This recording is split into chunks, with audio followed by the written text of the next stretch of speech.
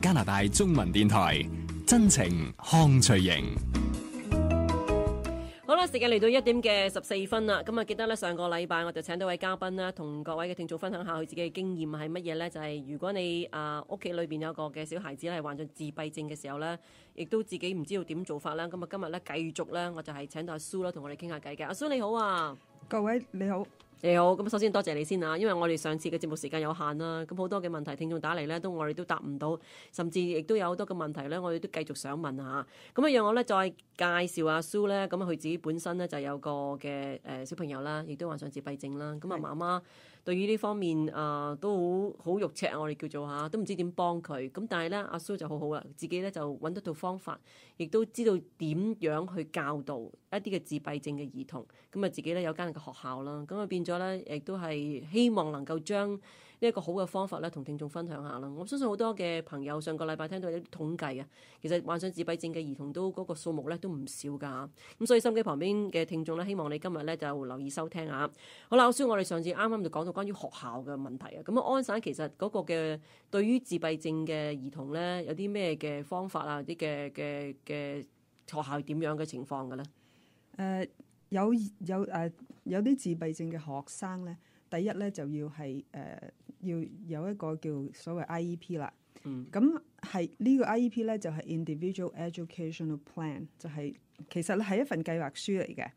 咁咧就係俾呢啲細路哥要確認佢哋嘅強項係乜嘢啦，需要幫助嘅地方喺邊度啦。咁咧係寫低晒，同埋咧就嗰個老師咧就要話要揀啲咩邊樣佢要需要幫助嘅地方咧，係教佢先，要教幾耐，點樣教法咁樣嘅，係應該係好詳細咁寫咗出嚟嘅。但係咧有好多時咧就係我哋做家長咧就係話 OK， 咁學校寫咗呢份計劃書出嚟啦，咁就應該冇事啦。咁個細路哥就係各人依計而行，咁就可以教到啦。咁其實咧家長嘅input 啦係好重要嘅。即係佢哋影響好大㗎嚇。係啦，佢哋要 speak up 啦。我哋成日都華人都話咧，我哋都要需要嗰啲，如果你唔去問嘅話咧，你根本就喪失咗自己嘅權利啊。冇錯啦。咁咧有好多時咧就係而家普通嚟講咧就係一個學期咧就再睇翻嗰個計劃書一次，就睇下做咗啲咩，有啲咩未做啦咁樣。我咧就覺得係唔夠嘅。如果你係個細路哥係一個月裏邊啊，都冇咩進步嘅時候咧，個家長就應該同嗰個教師咧就係討論下啦，係咪嗰個計劃書寫得唔啱咧？點解會冇進步咧？係咪個目標set得太高咧？或者係教嘅方法出咗問題？呢啲嘢一定要討論先得。如果唔係咧，嗰個計劃書咧就變成一沓紙啦。寫完之後咧就放咗喺度，冇人再睇過。咁咧每一次個老師就係話冇咩進步喎。咁家長一定要問點解啊？但係阿蘇，我又想知道咧，係咪每一個患上呢個症狀嘅細路仔佢嗰個嘅少少學嘅嘢咧都唔同嘅咧？嗱，我就咁樣諗啊，因為而家你講緊一班嘅時候咧，佢唔係一對一噶嘛，你係成班教噶嘛。咁如果好似你頭先所講嘅，咁要求家長話我希望我個細路仔咧去學咗呢樣嘢，而呢個又學咗呢樣嘢喎，咁嗰個嘅教育局或者佢哋點樣做法啦？佢哋做唔到嘅噃。十分好嘅問題啊！呢個另外有一個程序咧叫 IPRC， 就係叫 Identification Placement Review Committee。呢個咧就係最少係有3個人咧就要參加嘅，就係校長啦、老師啦、家長。但係我哋自閉症嗰啲細路哥咧就會有呢個會咧就會多好多人嘅，因為學校局嗰個心理學家啦、言語治療師啦都要一齊嚟嘅。咁咧就係要確認我哋嘅細路哥咧係需要有1對1嘅教學方法咧，佢係要喺一大班裏邊咧係抽離去一個細啲嘅班房裏邊咧係另外教佢嘅。但係呢個細路哥咧，如果係冇 IPRC 嘅時候，係唔可以離開自己嗰個普通嘅班房。咁如果係呢個細路哥根本係未曾俾醫生或者俾心理學家確認係自閉症嘅時候咧，咁咁呢個 IPRC 嘅程序咧就可能拖得好長。哦，咁即係話咧要經過呢個叫做 assessment 係咪？即係話要確認佢係啦。係啦，咁樣先去到頭先你所講嗰個嘅，即係可以獨立去教導佢。係啦，冇錯。我哋係要確認咧，就係好重要嘅。因為咧，如果你呢個細路哥係人人知佢有問題㗎啦，但係佢係冇確診嘅，即係冇 diagnosis 嘅。咁樣咧，學校就話 OK，我可以俾IEP 俾你，我可以同佢寫個 IEP 啊。但係咧，佢第日有幾多幫助咧，就係唔知嘅。因為你冇確認到啊。咁如果係譬如話有兩個細路哥，一個咧就係已經確診㗎，一個咧就知道佢有啲事啦，但係就冇確診嘅。咁而家咧就得一個 EA。咁呢個 EA 去邊個細路哥嗰度咧？咁就係好明白咧，就會係去有確診嗰個細路哥嗰度噶啦。咁而家嗰個我成日聽到教育部啦嚇，成日都 cut budget 啊。咁啊，如果你話個資源有限嘅時候咧，喺呢一方面咧，以你自己嘅經驗或者你知道嘅話咧，其實夠唔夠經費去做呢一樣嘢咧？而家係好困難啊！而家因為你就算有 EA 嗰啲 EA 咧，有陣時咧係冇受過呢一方面嘅訓練咧，咁對幫我哋嗰啲細路哥嚟講咧係有好大嘅影響嘅。咁佢而家又cut budget 啦，咁啊梗係更加困難啦。咁就係話，如果呢個細路哥係有問題，但係父母唔想佢係話有呢個 label，就唔俾佢去確診，即係唔使醫生同佢寫證明書咧。咁喺我哋呢個又 cut budget 啦，又唔夠資源嘅情形之下咧，呢個細路哥所受到嘅幫助咧就會更加少。咁你有冇遇過一啲咧？譬如有啲嘅家長真係唔好知道嗰個有咁嘅程序啦嚇。咁啊，譬如佢話啊，都認為自己個細路仔佢好難去學嘢噶啦，而學校亦都去提供唔到一個更好一個嘅方法俾佢。如果佢翻屋企去自己教嘅時候咧，咁譬如我而家講緊，其實佢哋需要嗰個自閉症嘅細路仔一個基本一啲咩認識咧？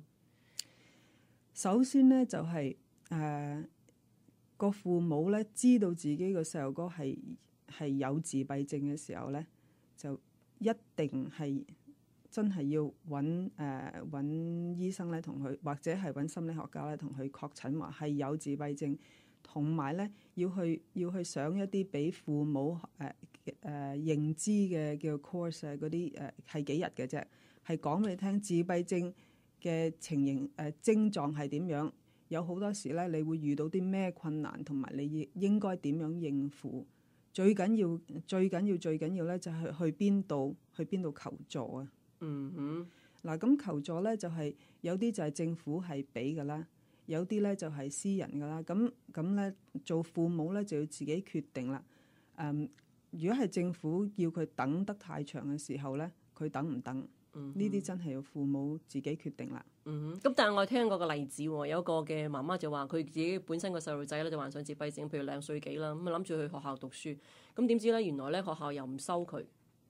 咁喺呢個情況之下，譬如佢而家出邊好多一啲嘅，譬如唔好話學校啦，甚至 daycare 或者其他嘅話咧，你一話俾佢聽可能有自閉症嘅話咧，佢話佢唔即係冇呢個服務啊，佢係唔識得點樣教嘅，咁又唔收嘅時候咧，咁喺呢個情況之下，父母可以做啲咩咧？嗱，第一咧，父母咧就真係最緊要咧，就係要接受呢件事啦。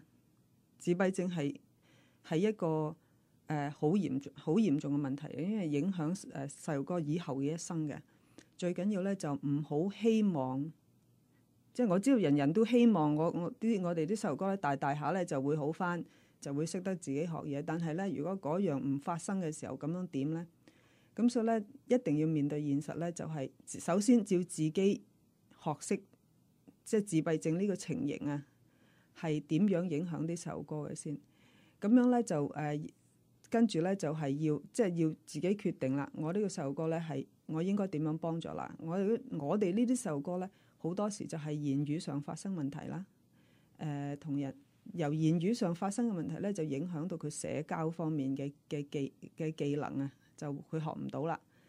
咁咧如果係喺啲 daycare 嗰度，佢揾唔到佢好。而家其實咧有好多 daycare 就係一知道呢啲細路哥係有問題嘅時候咧，佢就即刻話冇位啊，就叫你去第度。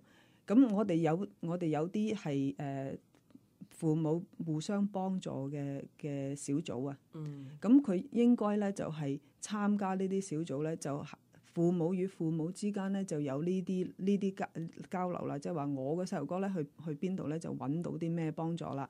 咁你都可以去試下。嗯。咁咧，咁但係有時我又想問咧，如果佢頭先我所講嘅例子啦，咁學校係有咁嘅權力咧，話唔收個學生嘅嘛？個學校冇，學校唔可以話唔收。但如果學校個細路哥，即係佢話如果係冇位，佢就可以即係就冇得講啦，係咪？如果唔係呢個細路哥2歲半咧，係未曾到學齡啊。嗯。你個細路哥一到學齡咧，教育局就要幫手㗎啦。要幫佢嘅嚇，一定要幫手啦。但係2歲半咧，即係只不過係你未去到學個學齡嘅時候。係啦，冇錯。但係我哋呢啲自閉症嘅細路哥，由0到4歲、5歲嘅時候咧，係最重要時刻嚟㗎。因為咧人嘅腦部發展咧，一到5歲之後咧，學講嘢就會越嚟越困難。嗯。咁如果你係等到佢學齡，佢已經6歲㗎咯喎。咁嗰陣時，如果佢仲係唔識講嘢嘅咧，咁佢返到學校咧，佢成功嘅機會就會變得好少。減低咗啦。係啦。咁即係話你越遲佢開始去教導佢嘅時候咧，佢個嘅學習嘅能力就會減低嘅。咁即係譬如我頭先舉個例子啊，如果你話一拖再拖，唔收啦，咁啊遲啲啦，遲啲啦，佢真係去到6歲噶咯喎，阿蘇。係啊，所以而家我哋有啲麻煩咧，就係有好多都係要等啊，有好多政府俾我哋嘅服務咧都係要等。所以咧呢樣嘢咧就真係而家真係最大困難啦。所以咧就如果係政府俾嘅服務要等嘅時候咧，真係要去揾私人㗎。嗯。有陣時我就係話細路哥讀書跟唔上，如果你要細路哥係正常嘅時候咧，啲父母都會四圍去揾補習學校俾啲細路哥啦。咁我哋呢啲細路哥係有特殊需要嘅。佢返學，你知道佢係會跟唔上噶啦。咁點解我哋等咧？嗯哼。咁點解我哋話要錢嘅喎？咁。嗯。咁我就想問下啲家長，你呢個細路哥嘅前途，你係值得幾多錢啊？嗯哼。好，我哋聽聽廣告同埋新聞交通消息翻嚟之後咧，咁我就讓阿蘇亦都同我哋嘅聽眾分享下。嗱，而家講緊學校嘅問題啦，咁我哋會唔會喺屋企或者甚至我哋自己做家長嘅，應該用咩態度去幫呢啲嘅細路仔啦？頭先所講可能我唔知道喎，可能遲啲啦，大個啲成，即係人嘅腦裏邊有個嘅意識就話，等佢大個啲，希望佢好翻啲，能夠學習能力高一啲，其實原來係錯晒嘅。咁我哋轉頭翻嚟講好嗎？